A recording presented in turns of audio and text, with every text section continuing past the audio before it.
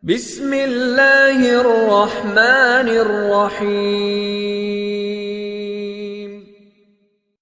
Dalam akhir surat Luqman Allah berfirman, Innallaha indahu ilmus sa'ah. Sesungguhnya di sisi Allah lah, maksudnya milik Allah lah, ilmu mengenai sa'ah. Syukran. Apa arti sa'ah? Hari kiamat. Tapi secara harfiah sa'ah itu berarti time, waktu. Ilmu tentang waktu itu ada di sisi Allah Subhanahu wa ta'ala. Karena ilmu ini di sisi Allah, hanya orang-orang yang ruhaninya hidup di sisi Allah bisa mengetahuinya. Maka kita sudah dapat pastikan yang ruhaninya hidup di sisi Allah pasti baginda Rasulullah sallallahu alaihi wasallam. Dan dikatakan bahwa para syuhada mereka tidaklah mati, bal ahya'un 'inda rabbihim. Ini kata inda di sisi. Ini penting sekali. Kenapa ada para wali, para kiai yang kalbunya, ruhnya hidup di sisi Allah? Dia kadang menceritakan hal-hal yang tidak terbayang oleh kita. Kenapa? Karena ruhnya inda rabbihim, di sisi Rabb mereka. Hatta mereka masih hidup di dunia, itu Allah izinkan memutalaah, tapi dengan izin Allah. Karena yang mengetahui yang gaib hanya Allah Subhanahu wa ta'ala. Maka nabi, para wali, para ulama tidak tahu alam gaib kecuali diberitahu. Ini rumus. Hatta nabi tidak tahu alam gaib kecuali diberitahu. Kalau kita diberitahu enggak? Ada kita yang diberitahu, ada yang tidak. Dalam suatu majlis, kata Sayyidina Huzaifah, riwayat Imam Abu Daud, hadisnya sahih, di Kitabul Fitan, bab tentang fitnah akhir zaman. Ini Imam Abu Daud ini imam ketiga dalam strata hadis, Bukhari, Muslim, Abu Daud. Beliau ini meriwayatkan bahwa Sayyidina Huzaifah yang bergelar sir Rasulullah, menjaga sirnya Nabi sallallahu alaihi wasallam. Beliau ini bercerita, qama fina Rasulullah sallallahu alaihi wasallam. Suatu kali Nabi berdiri di hadapan kami, bersama kami. Kalau di riwayat Abdullah bin Umar duduk bersama kami. Berarti ada dua versi, dua waktu yang berlainan. Lalu apa yang Nabi lakukan? Fahaddasa, Nabi menceritakan apa yang terjadi setelah beliau wafat ini sampai akhir zaman. Panjang gak itu Pak? Panjang itu. Itu lebih dari 1 hari. Di riwayat Imam Bukhari kita menemukan bahwa Nabi SAW berdiri ba'da subuh, berhentinya zuhur, ba'da zuhur lanjut lagi sampai asar, ba'da asar lanjut lagi sampai maghrib, ba'da maghrib lanjut isya, terus sampai besok. Gak tidur mereka malam hari. Nabi menurunkan ilmu tentang akhir zaman. Maka ilmu akhir zaman itu salah satu salah satu cabang ilmu terpenting di zaman ini. Jadi salah satu pilar ahlu sunnah. Dulu saya berhenti di bab Islam Imam Ihsan. Ternyata di hadis Imam Muslim, Nabi ditanya oleh Jibril, Mata sa'ah, kapan hari kiamat? Dijawab oleh Nabi, yang ditanya tidak lebih tahu daripada yang bertanya. Terus orang itu bertanya lagi, yaitu Sayyidina Jibril, akhbirni an amaratiha, kabarkan aku mengenai amarat. Apa arti amarat? Alamat. Wah, panas sekali Pak. Lalu Nabi kabarkan. Berarti ilmu yang diturunkan Nabi bukan ilmu mengenai kapan kiamat, ini rumus. Tapi ilmu yang diturunkan Nabi mengenai tanda-tanda kiamat. Ya, lupa. Kita baca Al-Fatihah dulu ya. Supaya Allah membuka hati kalbu kita, mari kita baca surah Al-Fatihah.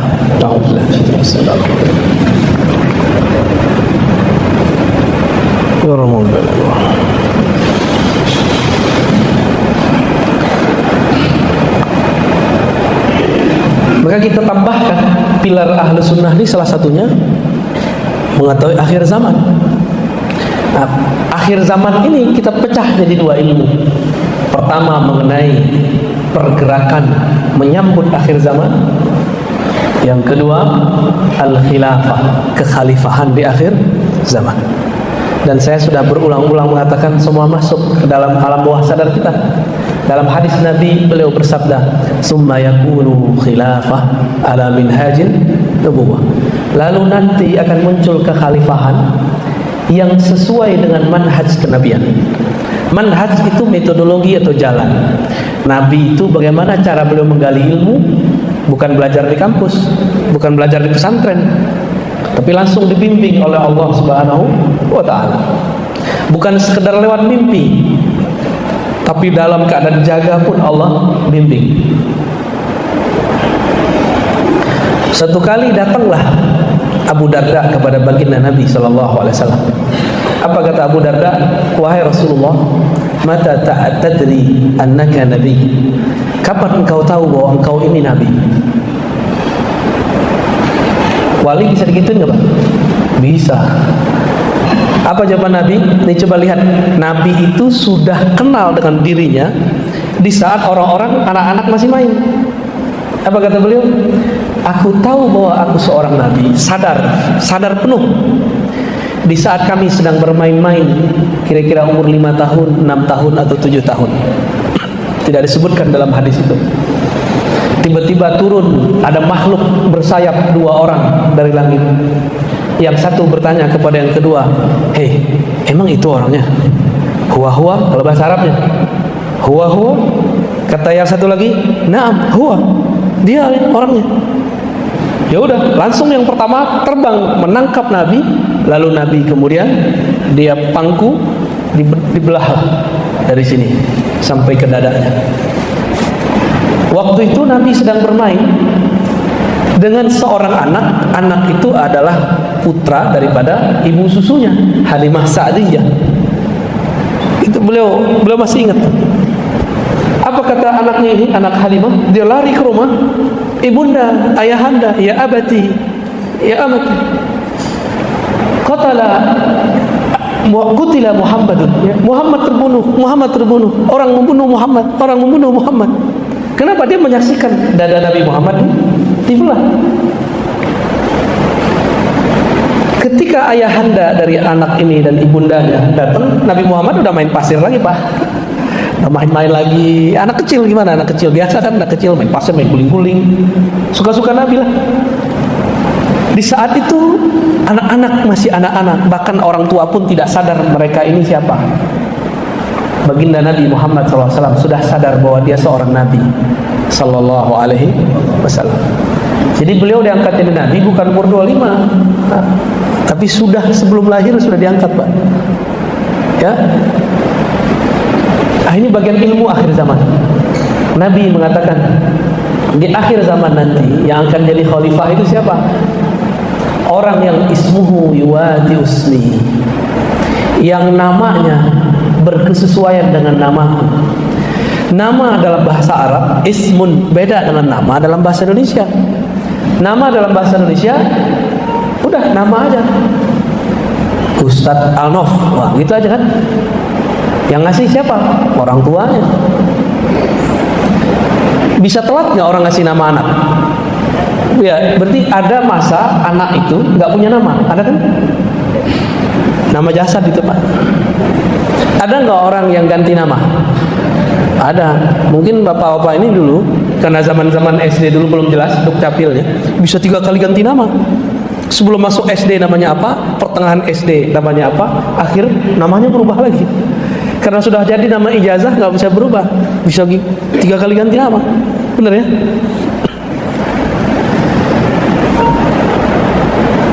Yang dimaksud nama di situ dijelaskan oleh Imam Al-Bajuri. Imam Al-Bajuri ini bukan Bajai Bajuri, Pak. Bajuri ini ulama Mesir, Syekh Ibrahim Al-Bajuri Al-Misri. Kita punya sanad ke beliau terpendek itu dari jalur murid-murid Sayyid Muhammad Alawi Al-Maliki dan Syekh Yasin Al-Fadani. Punya murid umurnya ratusan tahun, namanya Al-Aquri. Al-Aquri langsung belajar kepada Ibrahim Al-Bajuri. Apa kata Imam Al-Bajuri? Ism itu maknanya tanda, al-alam, awil wasm, wassumu al-ulum, tanda-tanda dan ketinggian ilmu ataupun derajat. Berarti tanda yang terjadi pada baginda Nabi akan terjadi pada Imam Al-Mahdi. Ketinggian ilmu yang ada pada Nabi akan diberikan kepada Al-Imam Al-Mahdi. Nabi itu dapat wahyu lebih sering sadar atau lagi tidur? Sadar. Maka Al-Mahdi dapat ilhamnya seringnya lagi sadar. Tapi sekarang ada yang digadang-gadang jadi Imam Mahdi pakai mimpi. Masa kita menggantungkan hidup kita pakai mimpi orang, Pak? Kita nggak kenal juga dia siapa. Udah keturunan Rasulullah? Belum tentu. Di hadis Abu Daud dikatakan bahwa ada keturunan Rasulullah nanti yang ngakunya salah. Dia bukan Mahdi, dia ngaku Mahdi. Hadis dari Abu Daud. Pakai ngaku di YouTube lagi ya. Masa Imam Mahdi ngaku di YouTube? Dan itu bukan satu dua, Pak. Banyak. Ini persoalan akhir zaman, ini persoalan yang ditulis di Quran. Ilmu sa'ah itu di sisi Allah. Maka jangan main-main, jangan gantungkan nasib kita akhir zaman lewat mimpi seseorang yang kita nggak kenal, yang kita nggak tahu siapa. Ilmu apa yang ada pada diri Nabi? Nabi itu menjadi Nabi karena apa? Karena dia seorang insinyur, enggak kan? Dia hafal kitab? Enggak. Ilmu apa yang ada di kolbu Nabi? Banyak ilmu di kolbu Nabi. Pertama, ilmu awalin, ilmu masa lalu. Jadi Nabi bisa cerita tentang masa lalu. Yang kedua, ilmu akhirin, ilmu masa depan. Ini Allah yang ajarkan semua. Bukan berarti Nabi tahu alam gaib. Nabi dikasih tahu. Ilmu apa lagi? Banyak. Ini baru beberapa. Kemarin ada yang nanya di Kampar ya, Toha Yasin itu nama Rasul bukan? Iya, Toha Yasin. Tapi Toha Yasin itu Pak, itu ada di sir kolbunya Rasulullah Sallallahu Alaihi Wasallam. Berarti Quran itu sirnya Rasulullah Sallallahu Alaihi Wasallam. Maka kepada orang-orang yang mengkhidmahkan dirinya menghafalkan Quran, jangan berhenti pada hafalan, lanjutkan pada pemahaman. Ya. Nah, ini tentang Imam Al-Mahdi, dan ada yang penting di situ. Kata Al-Mahdi artinya diberi petunjuk. Benar. Yang di-guidance oleh Allah Subhanahu wa taala. Nabi tadi umur berapa? Dibedah 5, 6 atau 7 ya, wallahu a'lam mana yang tepat. Sama, pasti dulu Al-Mahdi itu waktu dia masih kecil dia dibedah juga dalam keadaan jaga, bukan lagi tidur. Kalau Mahdi palsu lewat tidur. Itu Mahdi mimpi namanya. Nabi Shallallahu Alaihi Wasallam Allah balut nggak dengan sisi-sisi manusiawi. Nabi itu dagang, benar? Dagang ya. Sebelum dagang gembala kurma, gembala apa? Kurma gembala. Nanam kurma nanti pas di Madinah. Gembala kambing, domba. Itu kita sebut memerankan sisi manusiawi. Jadi kalau Yahudi lewat, masa Nabi akhir zaman ngembala kambing, gak mungkin gitu, dia tinggalin tuh. Satu kali setelah beliau agak remaja, dibawalah oleh Abu Thalib. Kemana dibawa? Ke negeri Syam berdagang. Tapi di perjalanan ke Syam ada seorang pendeta rahib yang masih meyakini Allah itu Esa, Nabi Isa itu Nabiullah, Ruhullah, bukan anak Allah. Namanya Bukhairah. Bukhairah ini hafal kitab suci Taurat dan Injil, dan dia yang khusus dihafalkan ciri-ciri Nabi akhir zaman. Ciri-ciri Nabi akhir zaman. Salah satu yang dia hafal, bahwa seorang Nabi akhir zaman kemanapun dia ada awan di atasnya sehingga dia tidak berbayang. Jadi Nabi itu gak ada bayang-bayangnya kalau di bawah sinar matahari. Kenapa? Ada awan di atas. Ini bukan awan kinton ya. Malam tadi kita bahas awan kinton. Karena banyak anak muda pada paham Son Goku. Ya kartunnya anak-anak Pak, apa udah gak nonton ya? Udah gak tahu. Kartun itu kartun. Jadi dipersonifikasikan kalau di kartun itu ada sosok bisa menaklukkan awan. Cuma dia hanya menaklukkan satu awan.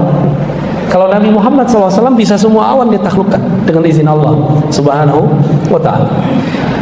Buhairah melihat bertahun-tahun, adakah di antara kafilah yang lalu lewat, lalu lalang, yang ada awan di atasnya mengikuti. Sepanjang umurnya melihat tidak ada satupun kecuali kafilah Abu Thalib kali ini. Maka dia panggillah utusannya, muridnya, santrinya, panggil itu orang, siapa pemimpinnya, kita jamu makan. Dan jangan lewatkan satu orang pun. Akhirnya semua jadi jamu. Beliau keluar, dilihat awan tidak ada di atas tempat makan. Maka dipanggil Abu Thalib, Abu Thalib, adakah orang yang belum engkau ajak makan? Jawaban Abu Thalib, oh perasaan tidak ada. Bertanya lagi Buhairah, pasti ada. Oh, bingung Abu Thalib, ini orang aneh ya? Akhirnya Abu Thalib bilang, ada, tapi anak kecil, anak bawang. Anak bawang. Anak saya Muhammad. Abu Thalib menganggap Nabi Muhammad sebagai anaknya karena ponakannya yang ayahnya sudah meninggal, yaitu adiknya Abu Thalib sendiri. Lalu dipanggillah Nabi Muhammad, dilihat waktu bergerak di atasnya ada awan. Langsung disidang itu Abu Thalib. Abu Thalib, kamu sini. Disuruh semua orang keluar. Ya Abu Thalib, inna hazal ulam nabiyyun. Ini bocah, anak ini bukan orang biasa, anak ini nabi. Berarti Buhairah sudah tahu bahwa sosok Muhammad bin Abdullah sudah jadi nabi waktu masih kecil. Benar ya? Kejadian kan kisah itu? Sama. Yang tahu siapa? Buhairah. Buhairah itu wali Allah Subhanahu wa taala. Ya, kalau kita buka-buka isi kolbunya, mungkin dia juga seorang nabi tapi tidak punya kerasulan, enggak punya risalah. Ini Buhairah. Apa kata Buhairah? Wahai Abu Thalib, tolong engkau sembunyikan, engkau jaga Muhammad. Kalau Yahudi tahu siapa dia, mereka akan membunuhnya.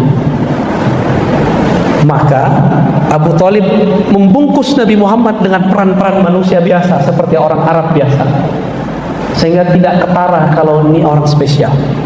Cuma kalau mendekat kepada beliau spesial.